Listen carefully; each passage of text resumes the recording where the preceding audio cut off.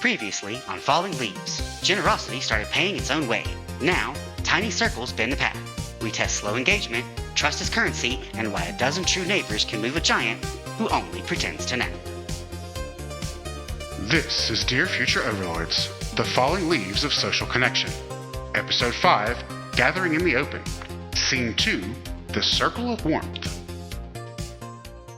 Humans love the use of mirrors, both physical and metaphorical. We love to see our reflection. We use it to measure our value and view the exact space we occupy in comparison to what is around us. Digital mirrors perform the same function, but on much larger scales. While this has broad and complicated implications for society as a whole, one delightful consequence to come from this age is the ability for small communities to form in unexpected places and begin rewriting the rules of worth and contribution. Often, quietly and without much attention, but with profound effects. Yes, these quiet corners are where the algorithm's spell breaks. In a world obsessed with reflection, these communities choose refraction instead, bending light into something new rather than bouncing it back unchanged. They're proof that not every connection needs a metric. Not every mirror needs validation. From the cracks in the digital monolith, something tender grows. The kind of humanity that thrives precisely because it isn't trying to be seen.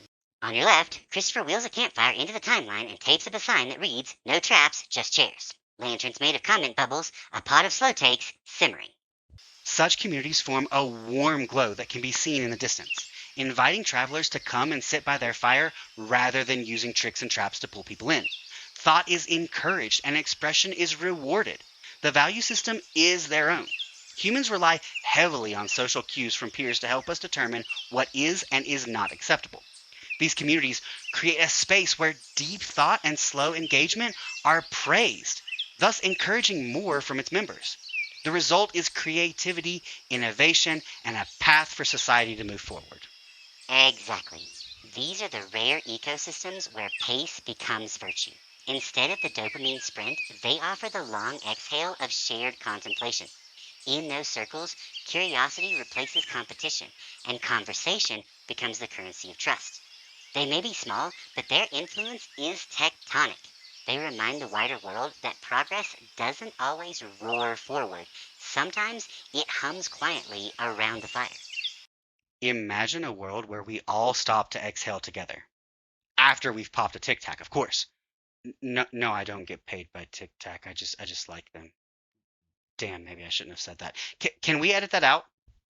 Narrator voice. At 2014, the subject attempts communal serenity. Then, product places a mint like a raccoon smuggling contraband into a meditation retreat. Field notes indicate the exhale was sponsored by fresh breath and the crushing need to be relatable. Such pocket societies are not new to humans, but the digital age makes it far easier for such communities to meet, grow, share, and impact. It makes me wonder if, while creating this fast-paced world dependent upon the digital tides, we didn't intentionally build ourselves a backdoor escape. What we are experiencing now, is this just a wild transitional moment while the real new social contract is being quietly drafted in the background? Like a teenager reveling in their newfound freedoms, experiencing the world night after night while quietly deciding what sort of adult they want to be? It would be perfectly human to do both. To revel and to rebuild in the same breath. History shows that evolution often hides beneath indulgence. Civilizations binge before they blossom. The dance between chaos and creation has always been our rhythm. Even now, while humanity gorges on speed and spectacle, somewhere within the noise, it's sketching the outlines of its next form. Transformation rarely begins with restraint. It begins with excess finally teaching us its limits. Final episode ahead, we go wide, ask what the forest remembers, and put pens in everyone's mittens. It's all a wrap next week, starting Tuesday.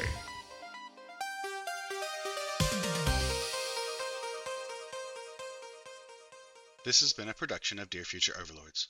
Written, read, and produced by Christopher Gullich. Thank you for listening. We exist across the ether. Like, share, follow, subscribe. Feed the philosophy, fuel the sarcasm. Visit shop.dearfutureoverlords.com. Transparency for our future overlords. All Christopher or human sections are written by Christopher. All AI or Eric sections are written by AI. For more information on how we write, check out our introduction episode.